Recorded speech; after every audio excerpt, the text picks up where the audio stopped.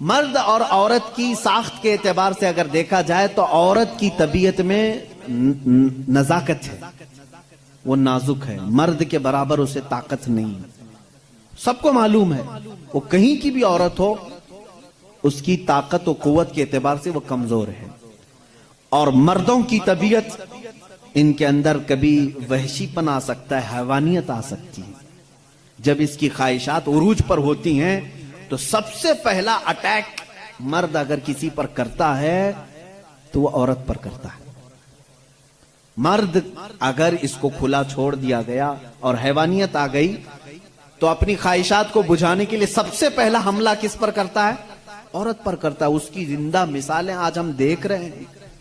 जहां किसी तन्हा औरत को 4 गुंडों ने पा लिया तो उसके साथ क्या करते हैं?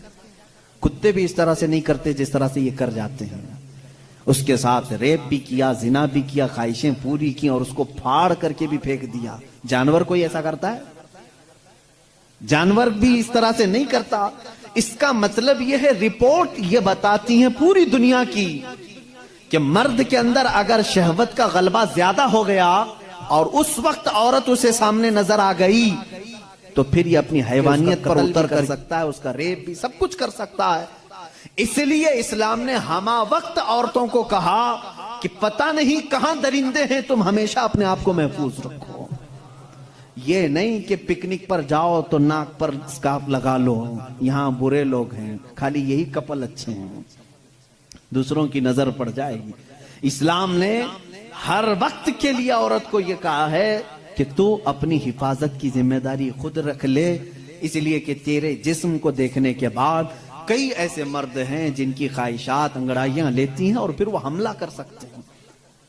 तुम्हारी जान का भी खतरा है इसमें, सिर्फ इज्जत लूटने का नहीं, जान का खतरा है। रेप के बाद कत्ल होते हुए नहीं देखे? अभी साल नहीं गुजरा होगा, हैदराबाद में, दिल्ली में कितने वाकयात हुए अच्छे पढ़ी लिखी लड़कियों के साथ, हो अच्छे बड़े घर की लड़कियों के साथ ये मामलात हुए कि नहीं हुए? अब ये जब हम जवाब देते हैं तो वो ये कहते हैं कि मर्दों को आप तलकीन करें कि वो औरतों को छेड़छाड़ ना करें। ये तो ऐसी बात हो गई कि गोश्त को खुला रख करके कौवों को नसीहत करो, बेटा अच्छे से रहो, अखलाक में रहो। अरे कौवा है, वो गोश्त खुला रखा है। हम कौवों को सुधार नहीं सकते लेकिन गोश्त को ढक तो सकते। हमारे पास यही फार्मूला है। हम कहां पूरे दुनिया के मर्दों की आंखों को संभालें। हालांकि कुरान ने हर मोमिन को कहा है वकुल्लिल मुमिनीन यगुद्दू मिन अबसारिहिम, ऐ महबूब सारे ईमान वालों से कह दें कि वो अपनी आंखें नीची रखें। इस्लाम ने समझा तो दिया है मर्दों को, लेकिन इनकी सिक्योरिटी का भी एहतमाम किया है, जिसको ये समझ रहे हैं कि ये पाबंदी बहुत ज्यादा है, बहुत मुश्किल है, ये पाबंदी है बहुत ज्यादा मुश्किल है। जिन लोगों ने कहा था कि ये इस्लाम की जोर जबरदस्ती है, औरतों को इतना कैद करके रखते हैं, बेचारे आज 12-12 घंटे हॉस्पिटल में पूरा का पूरा नकाब पहने हुए हैं, पूरा का, और ऐसा नकाब पहने हुए हैं कि हवा भी आना मुश्किल हो जाती है। और हम तो बुरके बेचने वाले मशहूर थे, बुरके बेचने वाले मशहूर थे। आज पूरी मगरिबी दुनिया मशहूर हो गई। पीपी किट नाम रखा है तुमने, बुरके ही बेच रहे हो, बेच रहे हो।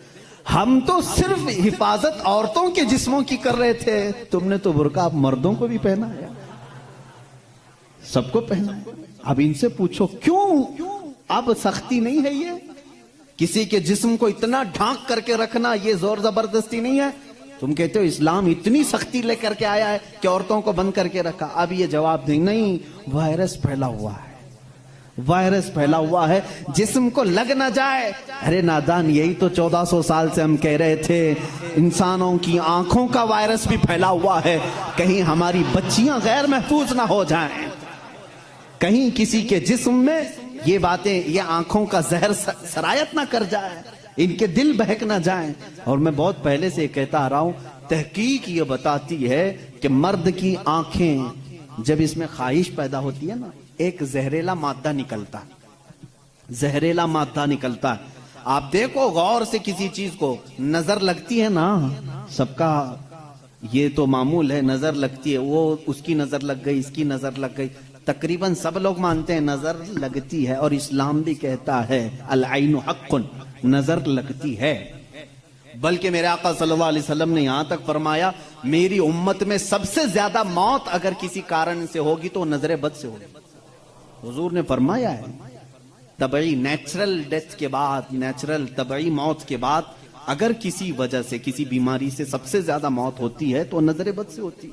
वो पता नहीं होता सबको, उसकी अलामतें तक हुजूर सल्लल्लाहु अलैहि वसल्लम की अहादीस में गिनाई गई।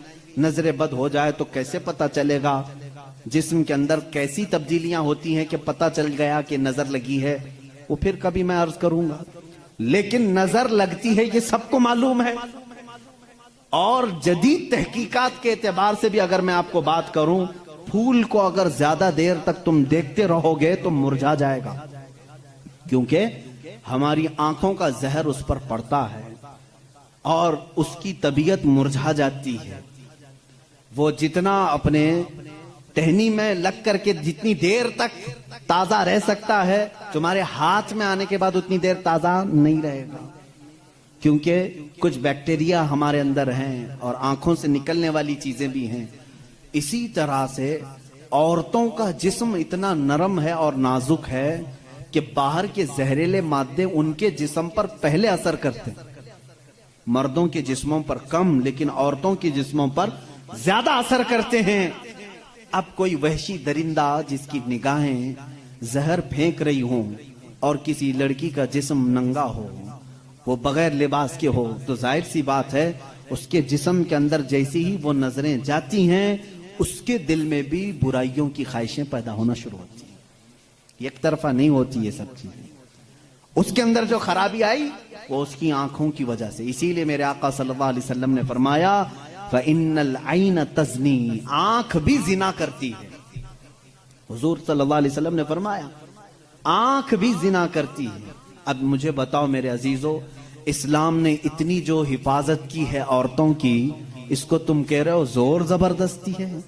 इस्लाम दीन फितरत है, सिर्फ वही बात करता है जो इंसान के लिए सूटेबल हो, जो तुम्हारे जीने के लिए अच्छा हो। अब मैं आओ तुमको ये भी बताता हूं, कुछ लोग ये कहते हैं खाने पीने के मामलात में भी, अब ये बात थी औरतों की। और हाँ, यहां पर मैं ये बात बता दूं कि ये बराबरी जिसको कह रहे हैं ना, वो बराबरी है नहीं। तुम कभी भी इसके जवाब देने की भी कोशिश मत करो।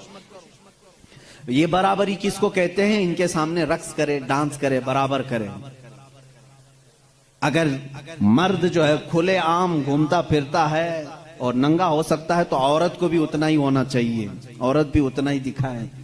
तो ये तो ऐसी बराबरी है कि इतना अगर शौक है बराबरी का, तो फिर ऐसा करो, अपनी बीवी के साथ मुआयदा कर लो, 1 साल तू बच्चा देगी, 1 साल मैं बच्चा देता हूं। ये बराबरी करने की चीज है? अरे सारा बच्चों का दर्द औरत ही क्यों सहे, तुम भी थोड़ा सा पार्टनरशिप में ले लो। ऐसा नहीं कर सकते, तुम्हें मालूम है औरत की फितरत है। कुछ चीजें ऐसी हैं उसकी साख्त में, उसके लिए वो जरूरी हैं, और इस्लाम ये समझता है कि औरत के लिए उसके घर में रहना ज्यादा सूटेबल है बनिस्बत बाहर घूमने फिरने के। खुले आम रहने से ज्यादा अगर महफूज कोई औरत हो सकती है तो वो पर्दे में रह सकती है। इसलिए इस्लाम ने उसको पर्दे का हुक्म दिया, उस पर जोर जबरदस्ती नहीं, पाबंदी नहीं। उसकी फितरत है वो, उसे जितना महफूज रख सकते हो। अब खरीदने वाली चीजों में ही आप देख लेना। अब उसको मैं अकली तौर पर अगर आपको बताऊं, कुछ चीजें ऐसी हैं आप खरीद कर, आलू प्याज लेकर के आए, आलू प्याज लेकर के आए, आपके किचन में आपने उसको किसी बुट्टी में रख दिया, टोकरे में रख दिया, कहीं पर भी रख दिया, चल जाता है, रख दिया। लेकिन साथ में आपने कुछ गोश्त खरीदा, कुछ टमाटे, कुछ दही, बाहर नहीं, फ्रीजर में रखना पड़ता है। भाई इनको दोनों को बराबरी दो। दही को भी टोकरे में क्यों नहीं रखते? गोश्त को भी बाहर ये इस टोकरे में क्यों नहीं रखते? आप खुद कहेंगे। कुछ चीजें ऐसी होती हैं जिनकी सेफ्टी फ्रीजर के अंदर है, कुछ चीजें ऐसी हैं कि वो बाहर रह करके भी सलामत हैं। जब तुम्हें दुनिया के हर निजाम में ये बात समझ में आती है तो अल्लाह ने मर्द और औरत को पैदा ही ऐसा किया है कि मर्द अगर बाहर रहे तो सेफ है, उसके जिस्म की साख्त ऐसी है, लेकिन औरत घर के अंदर ज्यादा सेफ है। इसलिए इस्लाम ने उसे पर्दे का हुक्म दिया है। बात समझ में आ गई? इस्लाम ने जोर जबरदस्ती उसको पाबंद नहीं बनाया, जोर जबरदस्ती पाबंद नहीं बनाया। बहरहाल ये एक बहुत बड़ा उन्वान है।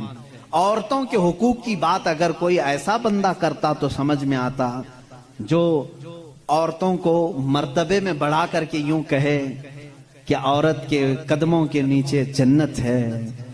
अगर कोई ऐसा शख्स कहता तो बात समझ में आती जो ये कहे कि बीवी को एक लुकमा खिलाओ तो सदक़े का सवाब है। अगर कोई ऐसा शख्स कहता जो ये कहे कि एक बेटी को पाल कर निकाह कर दो तो जन्नत वाजिब है, इनके पास ये कोई भी चीज नहीं, बल्कि ये जिस औरत की बात कर रहे हैं इनके लिए वो अपने नफ्स की ख्वाहिशात पूरी करने की एक मशीन है बस। और अगर मेरी बात सही नहीं है तो चलो मगरिबी दुनिया में मैं तुम्हें दिखा दूं कि वहां शादी किसे कहते हैं, तलाक किसे कहते हैं, बच्चों का निजाम क्या है। कसरत से पूरे यूरोप में आपको मैं बताऊं, वहां शादी का निजाम तक खत्म करके रखा गया है। जो लड़की पसंद आई उसके साथ रहते रहो, बच्चे भी हो जाएंगे। 2-2 बच्चों के बाद वो लोग फैसला करते हैं आप शादी कर लें। अब शादी करने का बराबर टाइम आ गया, हम लोगों की अंडरस्टैंडिंग हो चुकी है। ये है फैक्ट बता रहा हूं मैं आपको। कई ऐसी शादियां हैं वहां पर जो बच्चे होने के बाद करते हैं कोर्ट में जाकर के।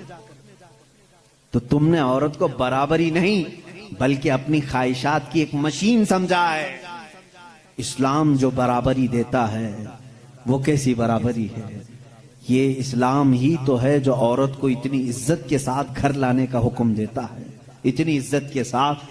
अगर उसको कुछ खुराफाती लोगों ने बुरा कर दिया तो अलग बात है, बल्कि हमारे यहाँ जो निकाह का सिस्टम है वो इतना पाकीज़ा है कि मर्द को कहा गया है कि औरत के आने से पहले अपने घर का इंतजाम हो जाए। वो कहाँ ला करके रख रहा है, बल्कि औरत को इसी तरह से भगा कर लाने का निजाम इस्लाम में नहीं है, बल्कि औरत के लिए एक बाज़ाब्ता पूरी महफिल का इनेकाद होता है। उसकी रजा पूछी जाती है, पहले उससे पूछा जाता है तू राजी है या नहीं।